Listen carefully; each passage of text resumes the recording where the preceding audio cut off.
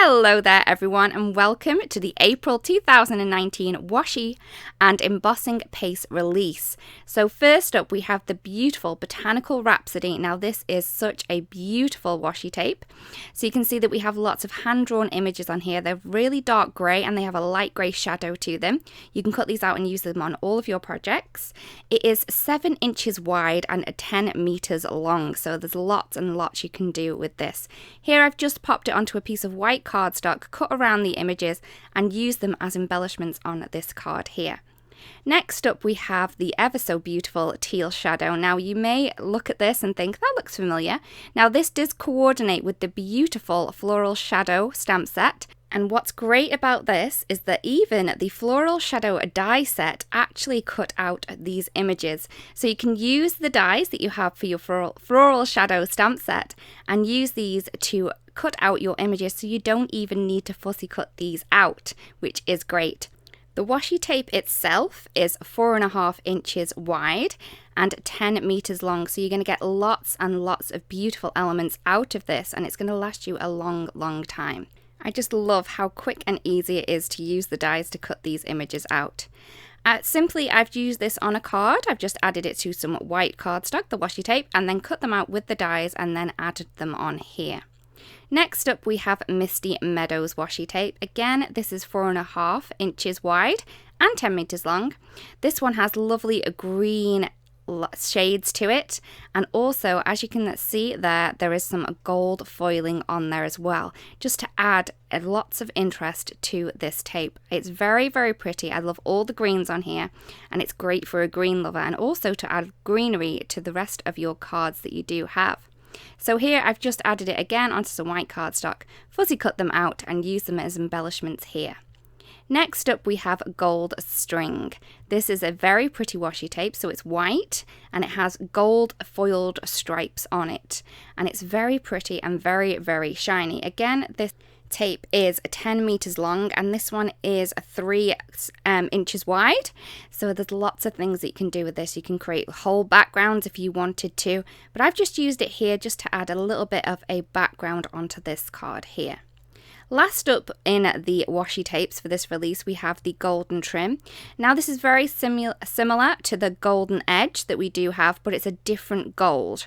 So if you liked the golden edge but you wanted a slightly different gold, this one may be for you. I've just used this to finish off the edges from the other washi tape here. Next up we have our embossing paste. Now this is such a great tool to have in your stash. It is beautiful, it's lovely and whipped and a great white colour, so you can add lots of interest using this and texture. Also there's lots of different ways to use this as well, so I really want to see what you come up with as well with this one. But first up I'm just going to add this through a stencil. So I'm just using a piece of craft cardstock. This is our parchment cardstock. I'm adding a stencil over the top and I'm just going to grab some of that embossing paste and just scrape this over the top of the stencil. Now you may think that I'm using quite a bit here, but you don't use as much as you think you're going to, and then you can actually in fact just scrape the excess that you do have on the rest of your palette knife back into your pot, close it up, and then it will keep for another day. I would recommend that you clean your stencil and your palette knife and work surface straight away, because when this dries it is kind of tricky to clean up once it is dry, but once it's wet just a baby wipe will clean this up really quickly. So you can see how beautiful that is, and also it's very opaque, so you can use this on dark cardstocks and it will just show a beautiful white colour. Next up you can colour it if you want to. I recommend using our beautiful little re-inkers. These work really well. Also, because you're adding it to a white paste, you are going to need a little stronger colour than you think you are going to want at the end.